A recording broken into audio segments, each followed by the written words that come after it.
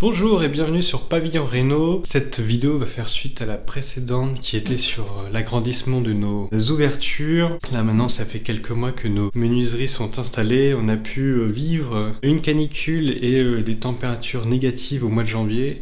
Donc on va pouvoir faire un petit topo sur nos ressentis et faire un petit tour avec la caméra thermique pour avoir quelques indications sur l'isolation des fenêtres. Alors à tout de suite. Alors déjà, petite présentation de ces nouvelles menuiseries. On a choisi des K-Line. C'est un milieu de gamme. Elles sont en alu, double vitrage, avec un rupteur thermique à l'intérieur. Je vais vous mettre les spécifications techniques parce que je m'en souviens plus du tout. Mais globalement, c'est un peu ce qui se fait actuellement. C'est pas des menuiseries ultra performantes pour du bâtiment passif. C'est du réglementaire pour la rénovation. Niveau couleur, on a eu la possibilité de choisir deux couleurs. On a anthracite foncé dehors et blanc à l'intérieur. Donc ça c'est assez chouette, ça permet de nous donner un petit côté moderne à l'extérieur et rester plus sobre à l'intérieur. Et on va voir que ça a des petites implications au niveau thermique. On va voir ça après plus tard avec la caméra. Ce qu'il faut savoir, c'est que l'intérêt de changer les menuiseries, le fait qu'elles soient étanches à l'air. Donc nous, comme on est parti sur une VMC double flux, on n'a pas à avoir d'ouverture sur toutes les fenêtres pour faire rentrer l'air frais. On va avoir vraiment des fenêtres très calfeutrées et étanches à l'air. Et juste ça, nous, on a vraiment senti la différence. En fait, sur des journées où il y avait énormément de vent, là, on arrivait à chauffer, alors qu'avant, c'était très difficile à chauffer parce qu'il y avait toujours un petit courant d'air. Le vent arrivait toujours à s'engouffrer à travers le montant et le châssis, et donc on perdait énormément de degrés à cause de ça. Et là, c'est vrai que le jour où on a reçu ces nouvelles menuiseries, on sentait vraiment, on n'entendait plus le vent, même niveau phonique, c'est vrai que c'était mieux, mais on ressentait plus le vent pendant les grandes journées de tempête, donc ça, c'était vraiment agréable. Pour les volets, on a choisi des volets Profalux, qui sont eux aussi en alu, avec un petit peu d'isolant à l'intérieur de chacune des lames. C'est des volets radio commandés. On a une petite télécommande pour chacun des volets. Je crois qu'il y a la possibilité de mettre un peu de domotique dedans. Pour le type de pose des volets, on a différents types de poses. On a principalement sur toutes les fenêtres une pose dans l'ITE. Donc là, effectivement, on a dû enlever de l'isolant pour mettre ce boîtier de volets. On va voir après en détail avec la caméra thermique ce que ça donne au niveau de l'isolation. Et après, on a une pose qui, elle, est faite sous le linteau parce que sur une fenêtre, on n'avait pas la place de mettre le boîtier du volet roulant. Donc là, celui-ci, on a dû le mettre un peu en type rénovation où c'est par-dessus la fenêtre. Pour les volets, ils sont eux aussi en noir à l'intérieur et à l'extérieur. Et finalement, on est assez content. Arrivé le soir, quand on se met à fermer les volets, finalement, il n'y a pas trop de différence entre les volets ouverts ou fermés. Donc c'est vrai que des fois, ça peut poser problème, on ne sait plus s'il est ouvert ou fermé. Mais finalement, ça change pas trop la perspective de la pièce. C'est pas comme si on venait rajouter des murs. Des fois, il y a un peu cette sensation-là quand il fait noir et on ferme les volets, ça vient un peu cloisonner la pièce. Donc ça, on est assez content. On n'avait pas trop réfléchi dessus et finalement, c'est un truc assez bien. Alors pour la pose, c'est un peu particulier parce que avant, les menuiseries étaient posées en applique intérieure. Donc ça veut dire qu'elles étaient posées contre le mur à l'intérieur de la pièce. Maintenant, ce n'est plus le cas parce que les fenêtres sont en tunnel. Donc en fait, on les a ravancées. On la met finalement à la limite du mur extérieur, donc à la limite de l'enduit extérieur. Et il y a certains artisans qui, eux, arrivent à les mettre un petit peu plus loin, et même qui dépassent vers l'extérieur.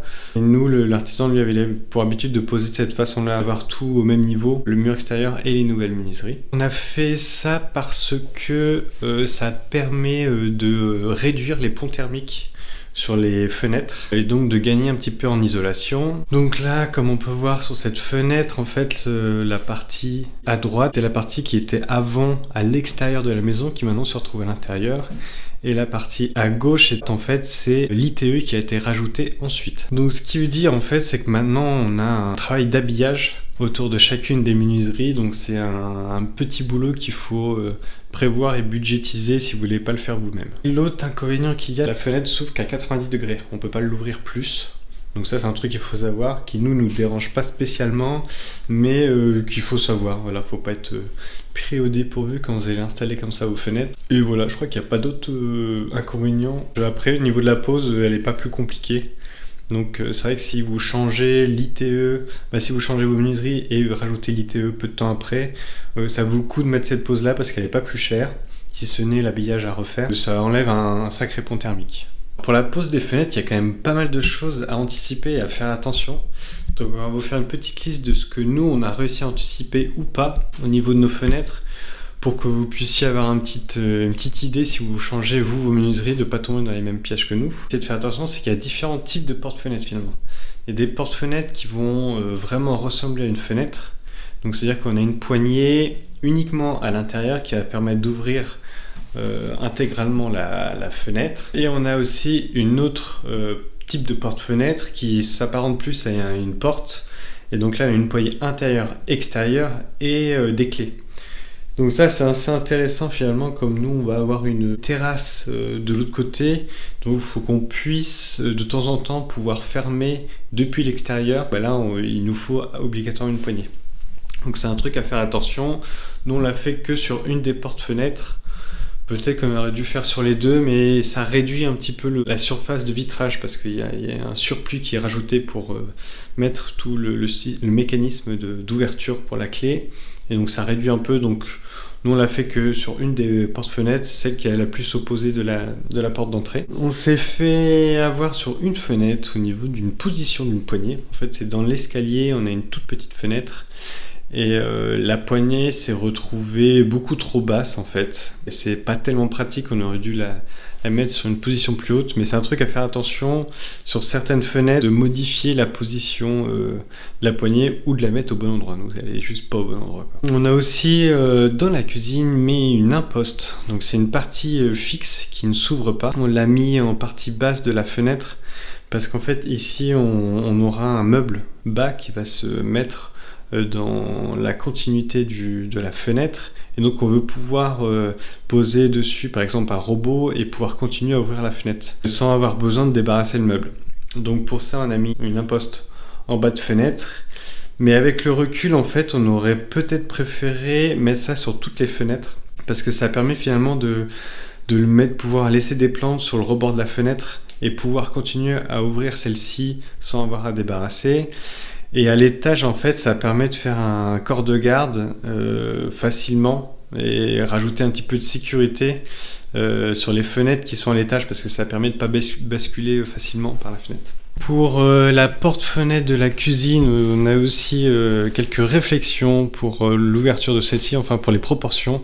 Avant, on voulait une porte-fenêtre simple, divisé en deux, et finalement c'est des trucs qu'il faut anticiper. Cette porte-fenêtre va donner accès à un petit patio où on va pouvoir manger l'été dedans. Faut qu'on puisse passer par exemple avec un plateau. Finalement sur certaines porte-fenêtres c'est bien d'avoir différentes proportions, et là finalement on a 2 tiers, 1 tiers, 2 tiers de porte et 1 tiers de partie fixe, et donc ça permet finalement avec une seule poignée d'ouvrir la porte et de pouvoir passer facilement avec un plateau ou des choses qui sont plus volumineuses. On s'est aussi fait avoir sur la fenêtre de la salle de bain. Je pense que par habitude, les artisans mettent un vitrage opaque sur la salle de bain.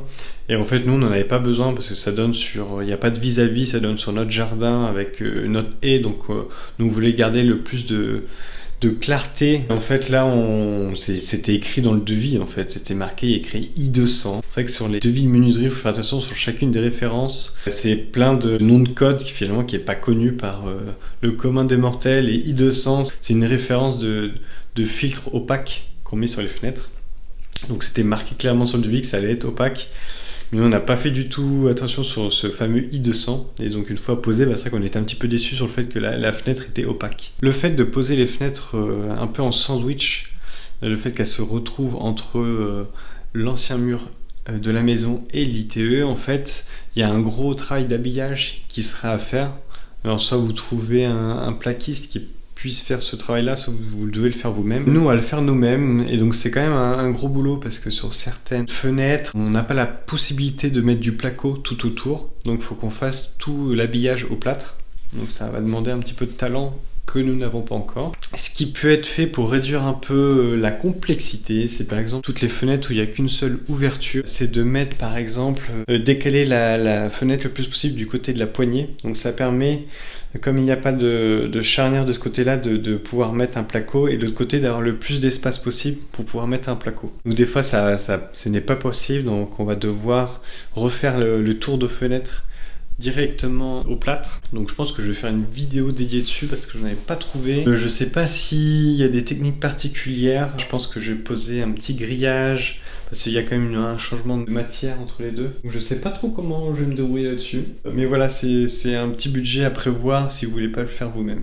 Alors maintenant, on va regarder ensemble les petites vidéos qu'on a fait à la caméra thermique. Donc on a pu recevoir les fenêtres en septembre, pile poil pendant la canicule. Et maintenant, nous sommes mi-février. Donc on a pu subir une canicule et des températures très négatives en janvier. Donc j'ai pu faire pas mal de vidéos avec la caméra thermique pour voir un peu comment réagissaient ces nouvelles menuiseries avec ces différentes températures. Dans cette première vidéo, c'était au mois de septembre. À l'étage, on avait une fenêtre qui était ancienne et l'autre fenêtre qui était nouvelle. Donc j'ai pu comparer au petit matin en fait la température de ces deux fenêtres. Donc on peut voir que sur la première vidéo, donc celle-là, c'est les anciennes menuiseries. Donc là, on peut voir que le vitrage est relativement froid. On a aux alentours de 11 degrés. Alors que là, cette vidéo-là, c'est la nouvelle menuiserie. Et on est tout de suite autour des 15 degrés.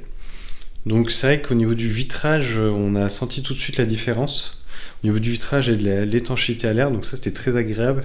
Donc là sur cette nouvelle vidéo, on est au mois de septembre en pleine canicule. Cette fenêtre, elle est côté sud. Donc on peut voir à l'intérieur, au niveau du montant, on est aux alentours des 30 degrés avec une petite pointe à 34 je crois. Donc là, moi j'étais un petit peu déçu en me disant finalement il fait quand même 30 degrés avec le montant. Mais en fait, je pense que le problème, c'est que le fait la menuiserie est en alu. Donc même s'il y a un rupteur thermique, je pense qu'il n'est pas suffisant. Mais aussi c'est le fait qu'on a choisi une couleur anthracite à l'extérieur et ça chauffe énormément. Et quand on regarde cette même ce montant, mais de l'autre côté, on arrive aux alentours de 46 degrés sur le montant extérieur. Donc ça chauffe énormément et je pense qu'en ayant des montants blancs, ça aurait pu réduire la température. Mais c'est vrai que même s'il y a un rupteur de pont thermique, je trouve que c'est assez décevant la qualité de l'isolation de ces menuiseries. Pour illustrer ça, j'ai refait une autre vidéo où là c'est au rez-de-chaussée où j'ai deux menuiseries, une nouvelle et la porte d'entrée qui était encore en ancienne en bois. Donc là on peut voir sur la nouvelle menuiserie, on monte à presque 40 degrés. Sur celle-ci côté plein sud, alors que au même moment sur l'ancienne porte d'entrée qui est elle en bois, la température est identique voire légèrement mieux. Avec le recul, si vous avez les moyens, c'est de passer sur des menuiseries alu à l'extérieur et bois à l'intérieur. C'est ce qui est le plus cher, mais ça permet de ne pas avoir d'entretien sur les fenêtres, qu'elles ne se déforment pas avec le temps, qu'elles resteraient étanches à l'air, et ça permettrait la partie bois d'augmenter l'isolation au niveau du châssis. Et donc ça, c'est pas négligeable. C'est vrai que j'avais entendu parler que l'alu était moins bonne en qualité, mais je pensais que c'était sur des vieilles fenêtres en alu. Mais même là, sur des fenêtres récentes avec un rupteur de pont thermique, finalement la qualité elle est pas au rendez-vous. Donc avec du bois ça aurait été mieux, mais ça se déforme un peu avec le temps, donc après c'est un choix à faire. Après on a les volets qui permettent de barrer un peu cet effet-là. On peut baisser les volets en pleine canicule pour pouvoir réduire quelques degrés, et inversement aussi l'hiver. On peut baisser ces volets-là pour augmenter l'isolation de nos menuiseries. Sur cette vidéo-là, on est en plein mois de janvier. Il fait presque moins 5, moins 4 dehors. Et ça, c'est ma porte d'entrée. Et donc, voici avec la caméra thermique ce que ça donne. Hop. Donc, on peut voir que le montant de la porte descend jusqu'à 10 degrés. On peut voir aussi ici, là, j'ai un point très froid, sans doute à cause d'une fuite d'air, mais j'ai contrôlé et j'ai bien une fuite d'air ici, au niveau du comprimand, donc j'ai un problème d'étanchéité, pas au niveau de la porte, mais vraiment au moment de l'installation. Donc J'ai l'étanchéité à refaire. Et après, plus on monte, on va être sur les 15 degrés en haut.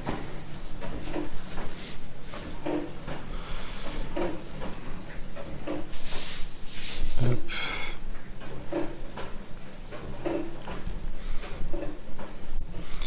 Donc là, on va être sur la porte-fenêtre dans le salon.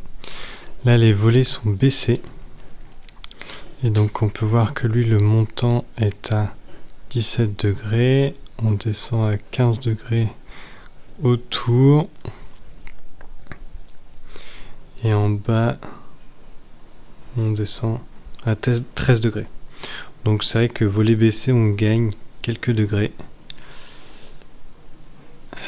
Sur le sol aussi, si on peut voir, on est à peu près à 13 degrés là. Donc maintenant on va regarder ce que ça donne, mais depuis dehors. Donc je sais pas si on va bien voir parce qu'il fait nuit.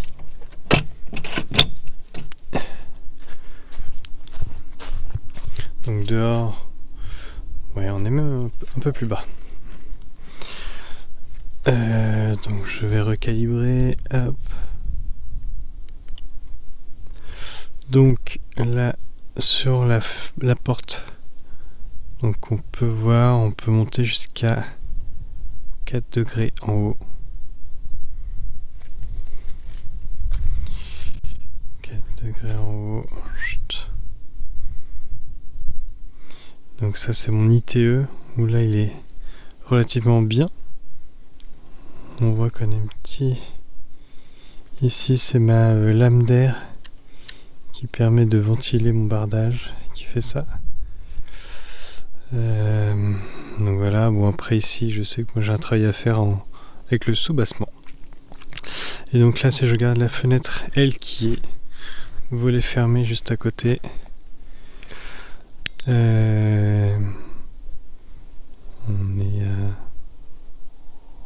On monte à 2 degrés en haut.